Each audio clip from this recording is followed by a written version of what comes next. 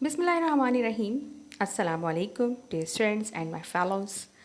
आज का हमारा टॉपिक है अबाउट नाउन्स एंड वर्ब्स। आप सबको अच्छे से पता है कि बहुत से वर्ब्स को से हम नाउन फॉर्म करते हैं या नाउन से हम वर्ब फॉर्म कर सकते हैं, लेकिन हमारे पास कुछ वर्ड्स ऐसे भी होते हैं जो कि वर्ब और नाउन दोनों के लिए एक ही वर्ड को हम as a noun and as verb use कर रहे होते हैं। कुछ इसकी एग्जांपल देख लेते हैं।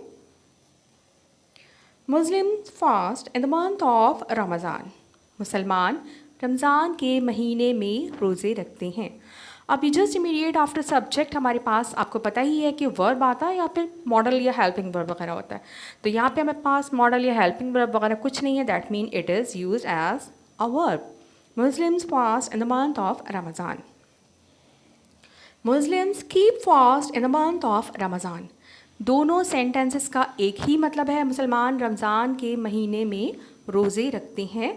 बट डिफरेंस क्या है कि फर्स्ट सेंटेंस में फास्ट को वर्ब के तौर पे यूज़ किया गया है, जबकि सेकंड सेंटेंस में यहाँ पे उसे एज अ नाउन यूज़ किया गया है, क्योंकि वर्ब हमारे पास यहाँ पे कीप रखना। अब रखेंगे क्या? ऑब्वियसली कोई चीज़ रखेंगे, कोई नाउन होगा जो हम रख रहे होंगे। So Muslims keep fast in the month of Ramzan. इसके बाद she visits her parents every weekend. वो हर वीकेंड पे अपने वालिदैन से मिलने जाती है। बिल्कुल उसी तरह जैसे ऊपर मुस्लिम्स के बाद फास्ट आया था, वो हमारा वर्ब था, बिल्कुल इसी तरह पे शी विजिट्स हमारे यहाँ पे एज अ वर्ब यूज़ किया गया है। She saw a lion during her visit to the zoo. उसने अपने ज़ू के विजिट में एक लायन देखा। अब यहाँ पे जो विज़िट है वो एज अ नाउन यूज़ किया गया है। Her visit, obviously her is a pronoun, और प्रोनाउन किस को रिफ्लेक्ट कर रहा होता है? किसी नाउन को, नॉट नेवर वर्ब। वर्ब को कभी भी नहीं रिफ्लेक्ट करता, वो हमेशा किसी नाउन ही के लिए हम यूज़ करते हैं। सो यहाँ पे मैंने आपको दो छोटी सी एग्जांपल्स उन वर्ड्स की दिखाई जो as a noun and as a verb same spelling and same pronunciation के साथ यूज़ किए जाते हैं। इसके बाद यहाँ पे कुछ ऐसे एग्जांपल्स मैं आपको दे रही हूँ जो बहुत कॉमन है, मतलब आप उनको ईजिली डिफ्रेंशिएट कर लेते हैं। लाइक एजुकेशन नाउन है, educate verb, knowledge is a noun and know is verb. Birth is a noun and born is a verb. Civilization is a noun and civilize is a verb. Death is a noun and die is a verb. ये तो हो गए easily distinguish करने वाले, लेकिन आज का जो मेरा असल टॉपिक है वो उन वर्ब्स और नाउन्स के बारे में है जिनमें बहुत थोड़ी सी या तो स्पेलिंग की डिफरेंस होता है या फिर प्रोनाउंसिएशन का डिफरेंस होता है, लेकिन लोग मोस्टली उसको डिस्टिंग्विश नहीं कर पा रहे होते हैं। तो आज मेरा टॉपिक बेसिकली उन्हीं के बारे में है। सबसे पहले है मेरे पास डिवाइस एंड डिवाइस। थोड़ा सा डिफरेंस है स्पेलिंग में, सी एंड एस का, DEVIC डिवाइस, DEVISE डिवाइस, ज की साउंड आ रही है इसमें। Device is a verb and device is a noun. Device क्या होती है? कोई भी चीज़ जो किसी ख़ास पर्पस के लिए बनाई जाए।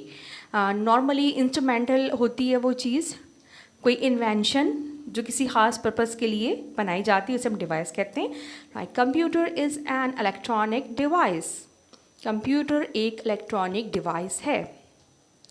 डिवाइस टू प्लान, कोई अरेंजमेंट के लिए, किसी मकसद के लिए कोई ख़ास प्लान बनाना, to devise. He devised a solution for the problem. उसने उस मसले के लिए एक सोल्यूशन या हल बना लिया, इन्वेंट कर लिया, डिवाइस। बिल्कुल इसी तरह से एडवाइस एंड एडवाइस भी हैं। Please remember a piece of advice from my side. बराए मेहरबानी मेरी ये एक नसीहत याद रखिए। I am advising you to be honest. मैं आपको नसीहत कर रही हूँ कि हमेशा ऑनेस्ट रहिए। अब दोनों में डिफरेंस क्या है? सेंटेंस का मेक अगर आपको समझ में आता है तो आप खुद समझ सकते हैं कि कहाँ पे हमने एज अ नाउन यूज़ किया है और कहाँ पे हमने एज अ वर्ब यूज़ किया है। वैसे तो ये कि दोनों इनकी स्पेलिंग भी डिफरेंट है, लेकिन मेरी बात का कहने का मकसद ये है कि अगर स्पेलिंग का डिफरेंस याद नहीं रहता तो आप सेंटेंस के फॉर्मेशन से समझ सकते हैं कि यहाँ पे ये नाउन है या वर्ब है, तो उस हिसाब से आप फिर उसको समझ सकते हैं। जैसे मैंने भी आपको पहले एग्जांपल दी थी कि विजिट और फास्ट की, मैंने आपको एग्जांपल दी थी कि किस तरह से आपने उसको समझना है कि ये एज अ वर्ब यूज़ हो रहा है या एज अ नाउन, बिल्कुल इसी तरह से। It's my advice to be honest, ये मेरी एडवाइस है, ये मेरी नसीहत है कि ईमानदार रहिए। I am advising you to be honest, मैं आपको नसीहत कर रही हूँ कि ईमानदार रहिए या ईमानदारी से काम कीजिए। नेक्स्ट है मेरे पास, अच्छा ये जो है हाउस। अब लिटरली कुछ लोग जो है नाउन वाले हाउस को भी हाउस कर रहे होते हैं। अब इसकी स्पेलिंग सेम है लेकिन प्रोनाउंसिएशन डिफरेंट है। जब हम इसको एज अ नाउन यूज़ करते हैं तो हम इसको बोलते हैं house. It's my house, my house is very old, my house is situated near a market place.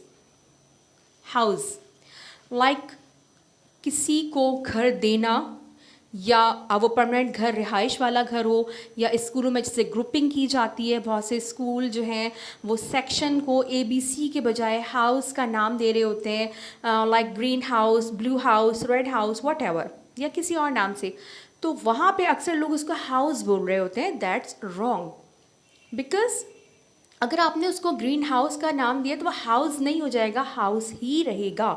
House कब होगा?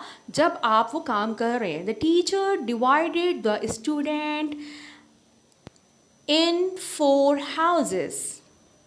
He placed his new pets in a house. उनको उसने नए पैट्स को उनके घर में रखा। He was housing his new pets. वो अपने नए पैट्स को उनके घर में रख रहा था।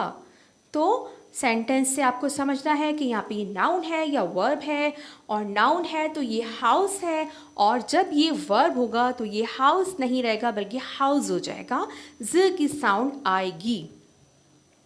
Teacher housed the students in 4 groups. Teacher ने स्टूडेंट्स को 4 ग्रुप्स में रखा। Teacher is housing his class. Teacher अपनी क्लास को हाउसिंग कर रही है, उनको घर में रख रही है या ग्रुपिंग कर रही है। इसके बाद है cell and cell.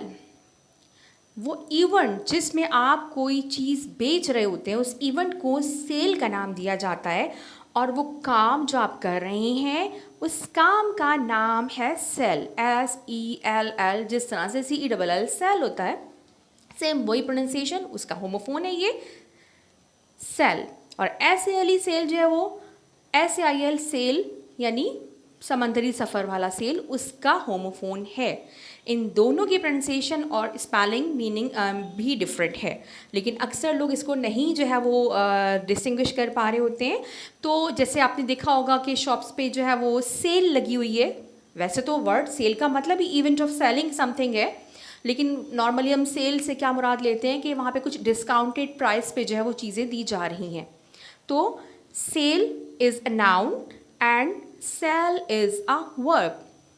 I have heard about the sale. मैंने एक सेल के बारे में सुना है, यानी कहीं सेल लगी हुई, कहीं डिस्काउंटेड प्राइसेस जो है वो चल रही हैं। The sale is in the new mall. वो जो सेल है वो उस नए वाले मॉल में हो रही है, वो इवेंट उस मॉल में है। I am selling my old car. मैं अपनी पुरानी कार बेच रही हूँ। I have sold my old car. मैं अपनी पुरानी गाड़ी बेच चुकी हूँ। जबकि सेल जो है उसका ज़ाहिर है कि ना ही आप उसको सेलिंग करते हैं, ना ही आप उसको सोल्ड करते हैं। ये SELL है जिसको हम सोल्ड करते हैं क्योंकि ये एक वर्ब है।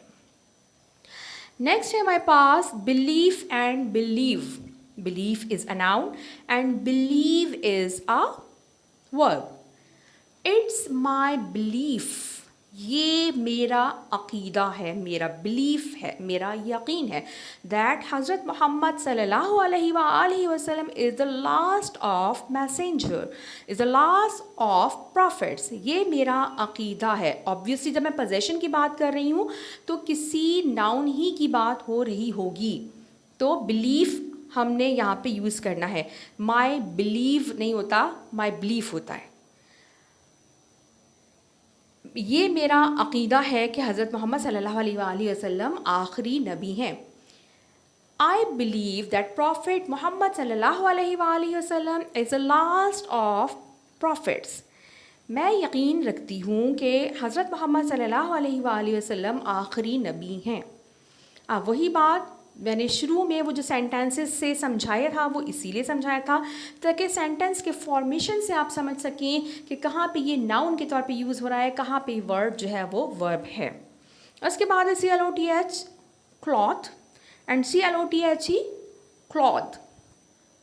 पहले वाले में थ की साउंड आ रही है और दूसरे वाले में द की साउंड आ रही है, लाइक दिस, दैट, वो वाला। क्लॉथ इज़ अ नाउन, जो भी कपड़े हम पहनते हैं, जो गारमेंट्स हम यूज़ करते हैं, it is called cloth. I have bought some new clothes, मैंने कुछ नए कपड़े ख़रीदे हैं। और clothe, the process of giving clothes और क्लॉथिंग मीन्स कपड़े देना, कपड़े पहनाने का अमल। He is clothing his new car, वो अपनी नई गाड़ी को कवर चढ़ा रहा है। He is doing it this all to feed and clothe his children, वो ये सब कुछ अपने बच्चों का पेट भरने के लिए और उनका तन ढांपने के लिए कर रहा है। सो क्लॉथ कपड़े नाउन है। क्लॉथ, क्लॉथ TH की साउंड, द की DH की साउंड आ रही है, द की साउंड आ रही है, लाइक दिस, दैट, क्लॉथ। तो वो जो है वो एक वर्ब है। इसके बाद है breath and breathe, breath and breathe. जिस तरह से क्लॉथ एंड क्लोथ था, द की साउंड आ रही थी, बिल्कुल इसी तरह से यहाँ पे जो वर्ब है उसमें द की साउंड आ रही है, दिस वाली ब्रीद। और जो पहला है, खैर उसके बीच में भी साउंड डिफरेंट हो रही है, BREATH। Breath is a noun, breathe is a verb. The kid has a habit of breath holding. The kid has a habit of breath holding, बच्चे को सांस रोकने की आदत है। जैसे होता है अक्सर छोटे बच्चे रो रहे होते हैं तो वो ब्रेथ होल्ड कर लेते हैं, सांस रोक लेते हैं। The giant was breathing slowly, वो जो जाइंट था वो बहुत आहिस्ता से सांस ले रहा था।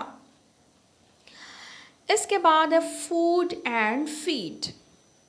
माई mother cooks delicious food to feed her children, मेरी वालदा बहुत लजीज खाना बनाती हैं अपने बच्चों को खिलाने के लिए। फूड नाउन है, फीड एक वर्ब है। उम्मीद है कि आज की क्लास आप लोगों को अच्छी लगी होगी और जो अगर कोई कन्फ्यूजन किसी की थी तो वो क्लियर हो गई होगी, नहीं तो आप दोबारा से थोड़ा सा इसको केयरफुली सुनिए, तो यकीनन आप लोग इसको ईज़िली समझ पाएंगे और डिफ्रेंशिएट कर पाएंगे कि कहाँ पे ये हम नाउन के तौर पे यूज़ कर रहे हैं और कहाँ पे ये वर्ब्स हैं। Okay, keep watching and keep learning with me. Take care, अल्लाह हाफिज़।